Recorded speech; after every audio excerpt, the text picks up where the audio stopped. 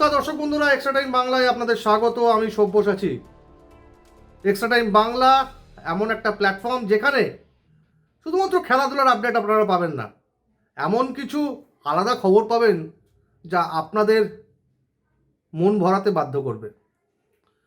তেমনই একটা ইন্টারভিউ বৈভব সূর্যবংশীর ছোটবেলার কোচ মনীষ ওঝার সঙ্গে।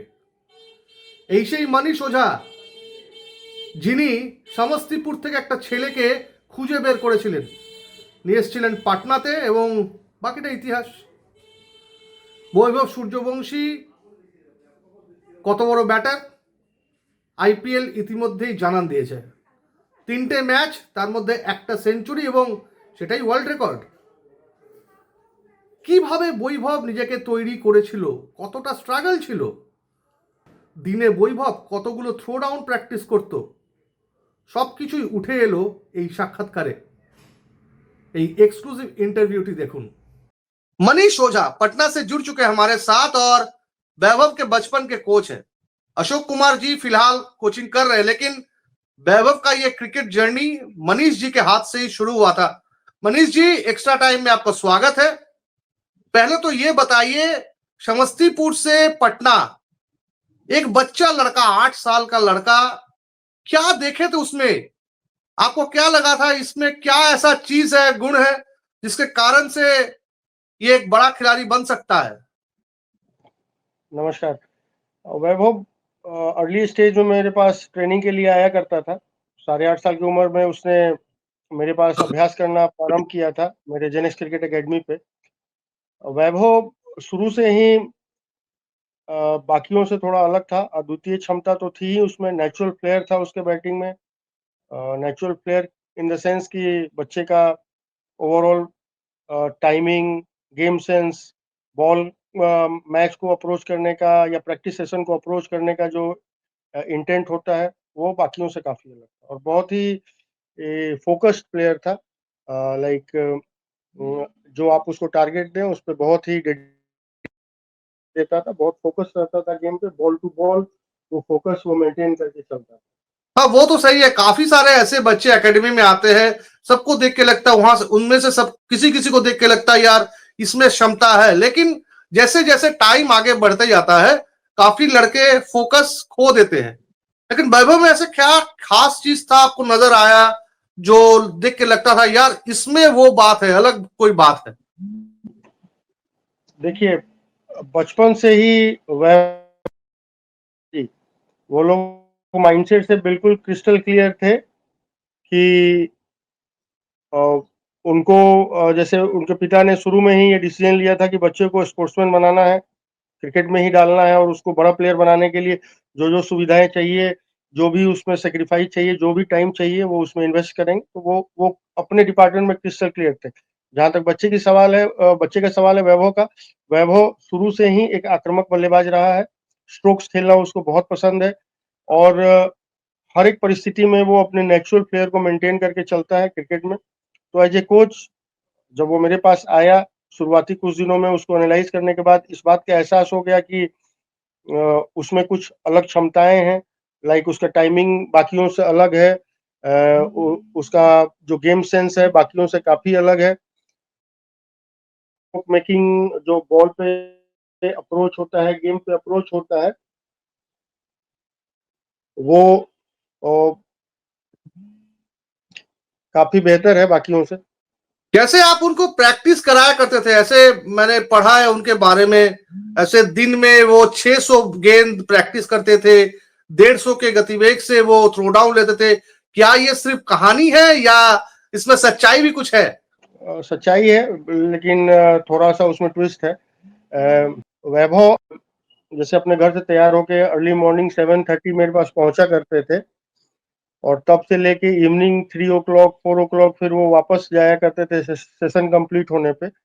इस पूरे टाइम पीरियड में उनको औसतन 350 450 बॉल खिलाया जाता था, जिसमें बेसिक ड्रिल हो गए, नेट सेशंस हो गया, टारगेट शॉट प्रैक्टिस हो गया, आपको रोबो आर्म थ्रो डाउन हो गया, बॉलिंग मशीन पे बैटिंग हो गया। तो औसतन किसी एकेडमी का बच्चा 30-40 बॉल 50 बॉल खेलता है, बट वैभव अर्ली स्टेज से ही 400 के आसपास बॉल खेला करते थे, और खेलना ही नहीं, विथ प्रॉपर प्लानिंग खेला करते थे। लाइक आपको ड्रिल्स में हो गया तो काफी सारे बॉल्स ड्रिल्स में खेलते थे, टारगेट शॉट प्रैक्टिस में खेला करते थे, पावर हिटिंग होता था उनका, ओपन नेट सेशंस होता था, टारगेट उनको सेट किया जाता था कि इतने ओवर में सपोज इतना रन बनाना है, फील्ड सेटअप रहता था। उस माहौल में उन्होंने मैच स्टिमुलस बोलते हैं उसको, उसमें उन्होंने काफी अभ्यास किया है। तो ये सतत प्रयास ही है उनका जो गेम आज इस ऊंचाई पे पहुंचा है, और हर स्तर पे वो परफॉर्म करते आए हो, चाहे वो डिस्ट्रिक्ट लेवल हो, सबसे पहले तो लोकल क्लब टूर्नामेंट लेवल हो, उसके बाद डिस्ट्रिक्ट लेवल रहा है, वहां पे भी वो टॉप परफॉर्मर रहे हैं, उसके बाद स्टेट मैचेस में उनको मौका मिला, ऑल अक्रॉस द बोर्ड उन्होंने बहुत शानदार परफॉर्मेंस किया। 90 इंडिया में गए, वहां भी उन्होंने अपनी जो क्षमता है उसको बहुत बेहतरीन प्रदर्शन देके दिखाया वहां पे। आज वो आईपीएल में है, और आप पिछले 3 मैचेस से उनको देख रहे हैं, तो आपने देखा होगा कि वो उनकी जो शैली है हर लेवल पे मेंटेन रहती है। वो बॉलर्स पे हावी होकर खेलना पसंद करते हैं, स्ट्रोक्स खेलना पसंद करते हैं, और उनके बैटिंग की जो आक्रामकता, जो इंटेंसिटी है, यही उनका यूएसपी है। देखिए सही बात है, आक्रामकता उनकी यूएसपी है, लेकिन इसके कारण से 2 मैच में, पहले 2 मैच में हम लोग आउट होते हुए देखे। क्या इस बारे में कभी बात हुआ आपसे, जो ओवर एग्रेसिव नहीं होना है? मतलब कभी कभी कहते हैं ना, फ्लो में आ जाते बल्लेबाज, फ्लो में आ जाते हैं और हर गेंद को मैं बाहर डाल दूंगा। इस बारे में कभी बात हुआ? क्योंकि उसका उम्र बहुत छोटा है, अभी 14 साल का है करीब। अगर सही सब कुछ सही रहा, 15-20 साल क्रिकेट खेल पाएगा, वो भी उसके लिए बहुत बड़ा बात होगा। और अगर 15-20 साल क्रिकेट खेल लिया तो वैभव सूर्यवंशी कहां जाएगा वो सबको पता है। तो इस बारे में कभी बात हुआ, खुद को कैसे मेंटेन करना है, कैसे कैसे तैयारी करना है? देखिए, वैभव भी इस ऊंचाई पे खेल रहा है, बट उम्र से तो अभी छोटा बच्चा ही है वो, और अभी अनुभव जैसे जैसे वो क्रिकेट में और मैचेस खेलेगा, उस बड़े टॉप लीग में या इंडिया के लिए जितने मैचेस खेलेगा, उसका अनुभव, का गेम सेंस और डेवलप होगा।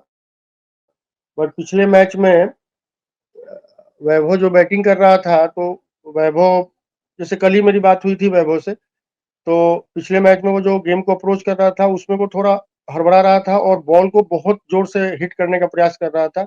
और भी कुछ तकनीकी चीजों पे उनसे बात हुई थी, और मैंने बोला था कि थोड़ा सा सामने इतने सीनियर प्लेयर युवराज यशस्वी जायसवाल खेल रहे हैं, आप उनको भी गौर से देखिए, उनका फुटवर्क देखिए, वो बॉल टू बॉल कैसे अपना फुटवर्क यूज कर रहे हैं। विकेट पे जब आप मतलब वैभव जब एग्रेसिव रहता है तो वो रोटेशन देते हैं वैभव को।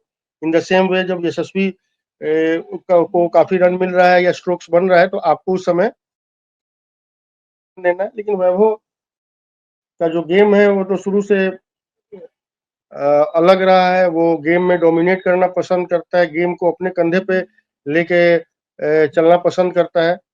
उसी अप्रोच से उन्होंने मैच से बात हुई थी, और उन्होंने उसको अडॉप्ट किया है।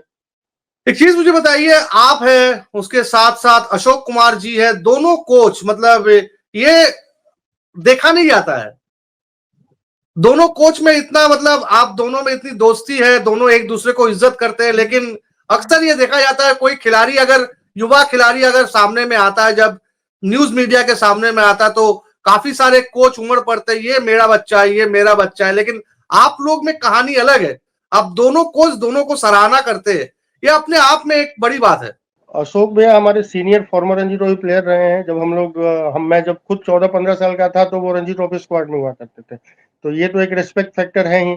हमारे सीनियर रहे हैं, पटना के रहे हैं, हम लोग साथ बहुत लंबे समय तक खेले। प्लस यदि बिहार क्रिकेट में मैं 2 आदमी को बोलूं जो प्लेयर्स को बहुत सपोर्ट करते हैं, एक तो हमारे अध्यक्ष महोदय श्री राकेश कुमार तिवारी हो गए, और दूसरा अशोक भैया हो गए, जो टैलेंटेड बच्चों को काफी बैकअप देते हैं। अध्यक्ष महोदय भी जो है हमारे, उन्होंने जितने भी परफॉर्मर हैं, जितने भी अच्छे बच्चे हैं जिनका भविष्य क्रिकेट में ब्राइट दिख रहा है, उनको काफी बैकअप दिया है।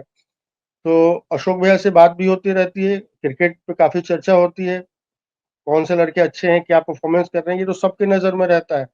पर कुछ ही लोग होते हैं जिनमें ये मादा होता है कि वो सच के साथ खड़े रहें और बच्चों को बैकअप दें। अशोक भैया उन्हीं में से एक है। तो इसकी बहुत खुशी है कि अशोक भैया भी उतना बच्चों के पीछे काम करना, उनको बैकअप देना पसंद करते हैं। मनीष जी, आपको सच में लगता है, देखिए आईपीएल में 10 फ्रेंचाइजी है, हर फ्रेंचाइजी में अच्छे अच्छे कोच है, हेड कोच, सब कुछ नामजादे कोच है, वो इंडियन हो फॉरेनर हो, लेकिन राजस्थान रॉयल्स में उनका इंक्लूशन, वैभव का इंक्लूशन, राहुल द्रविड़ का होना, ये उनके लिए ब्लेसिंग इन डिस्गाइज है। ये देखिए, राहुल द्रविड़ खुद भी भारत के क्रिकेट के पिलर रहे हैं, हाईली डिसिप्लिन, फोकस्ड, और कहिए तो क्रिकेट को उन्होंने जो दिया है, चाहे वो जब वो खुद खेल रहे थे उस समय और खेलने के बाद एज ए कोच, इतने छोटे बच्चों को बैकअप दिया, प्रिपेयर कराया। हम लोग तो इस लेवल पे प्रिपेयर करा रहे थे, यहाँ से जब वो ऊपरी लेवल पे गया तो जो स्ट्रेटेजी प्लानिंग, उनको जिस तरीके का ग्रूमिंग चाहिए, वो वहाँ पे राहुल द्रविड़ दे रहे हैं।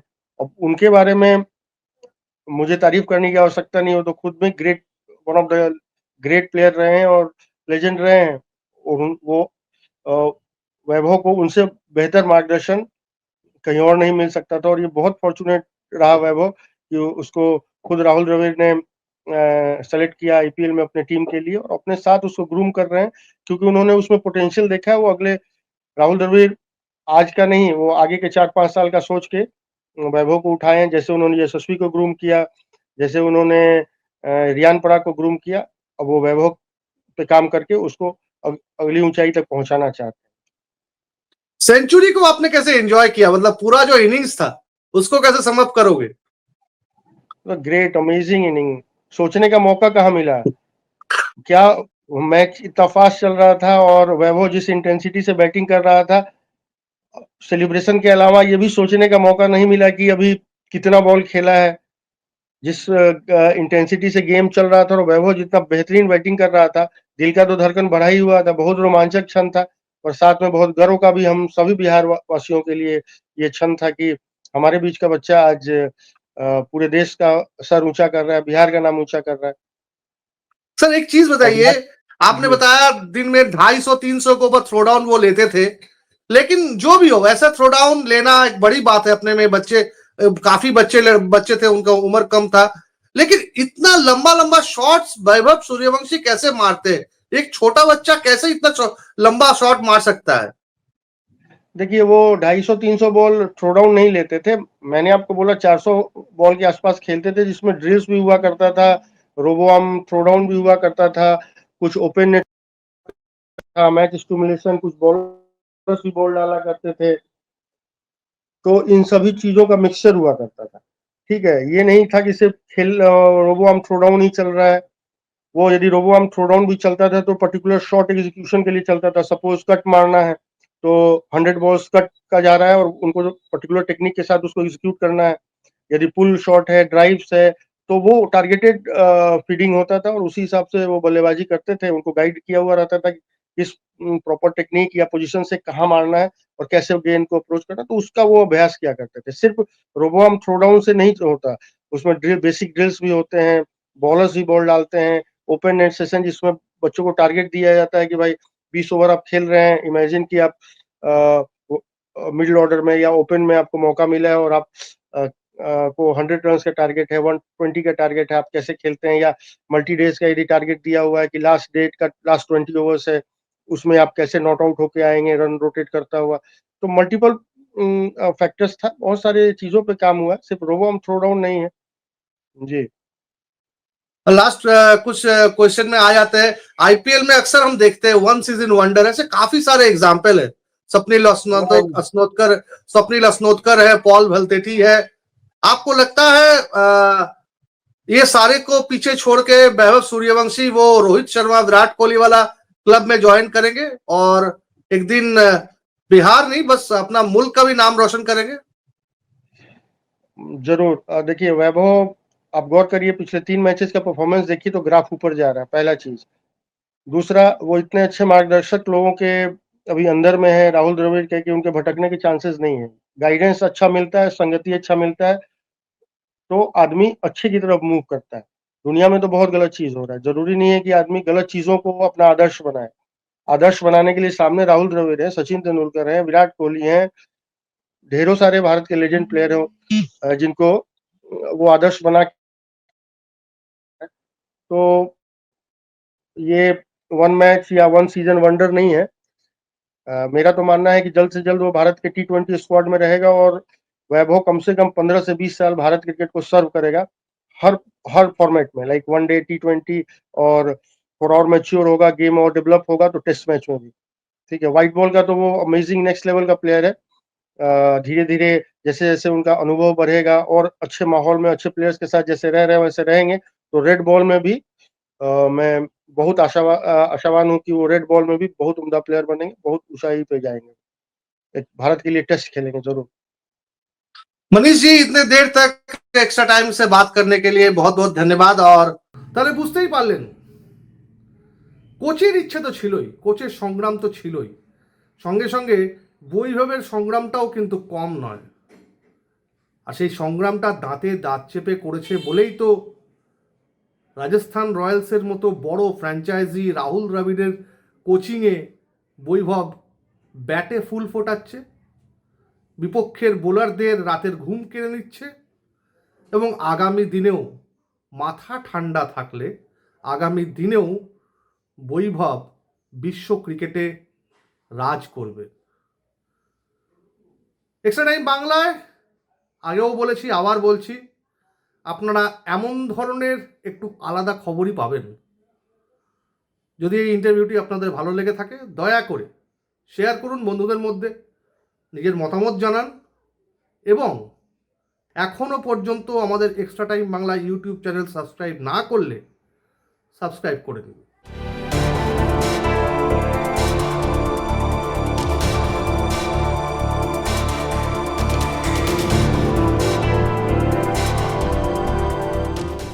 extra time.